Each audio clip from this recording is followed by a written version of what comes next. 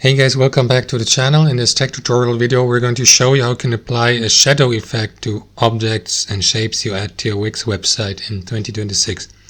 So let us dive into this. Navigate to the page of the website on Wix you would like to edit and customize, and click into the object you would like to edit. With your left mouse next, select the pencil icon here, design, and here in that menu click into that symbol to the left. Here enable apply shadow.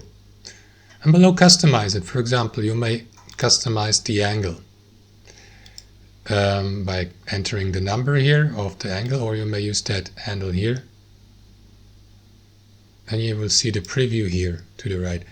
Now you can of course customize the blurring effect.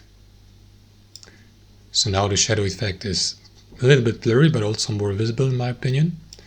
You may customize and change the distance, the color of the shadow of course, the opacity,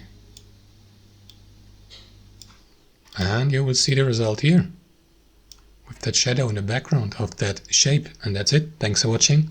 Hope you enjoyed it, got some value from it, and we'll catch you later.